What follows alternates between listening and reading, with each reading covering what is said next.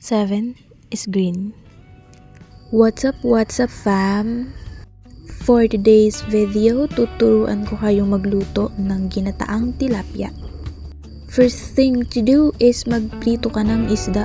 Then kailangan mo syempre ng gulay, then sile, bawang, sibuyas, and luya. Igisa ang bawang, sibuyas, and then ang luya. Right after mong magisa ang mga bawang, sibuyas at luya, sunod mo na ang gulay.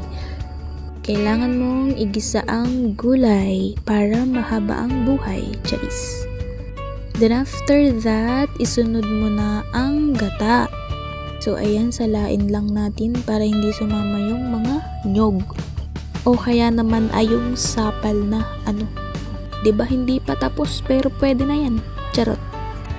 Halu-haluin mo lang siya. Right after that, pwede na yan. Charot. Ilagay mo yung sile. Sile? By the way, si inay ko pala yung nagluluto. Favorite niya yan eh. Sabi niya, mahalaga ang paghahalo para daw lumapot siya. Then after nyan, lagyan mo na siya ng pampalasa. Tapos halo ulit. Halo ng halo hanggang sa mahilo ka. Charis. Daming alam ng nanay ko, Hinahalo na nga, ginaganyan pa. So yan, gumamit na siya ng mahabang kawot. Kita nyo naman yung difference, diba? Pag hilaw pa yung gata, and then kapag luto na. Kapag luto na, medyo na siya, may kulay na, hindi na siya white, ganun. Tapos, ayan ako, kumurit lang ako ng konting isda. Tapos, yan, nilagyan niya ng tuyaw, at saka ng suka. Tapos, kapag luto na ang gata, ilalagay mo na ang mga fish da. Tama. Tapos, sa paglalagay ng isda, dapat by size. Charot. Yan, after malagay ang isda, i-coat mo lang siya sa gata. Taray, ikot. Tapos pakuluin mo. Ganyan.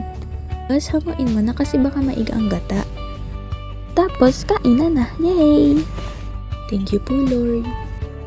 Manood ko na kayo dyan. Manood na lang kayo, okay? That's my Lola. That's my mother. And Giselle. Yung maliit pala si Polly yan.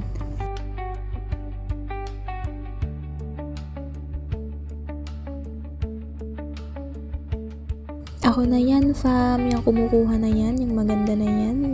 Yan. Ako yan. Charot. Diba? Sarap. Purple. Clap. Di naman po mahanghang eh. Kayo, fam. TY, VM, SM sa pagdampi. See you on the next one.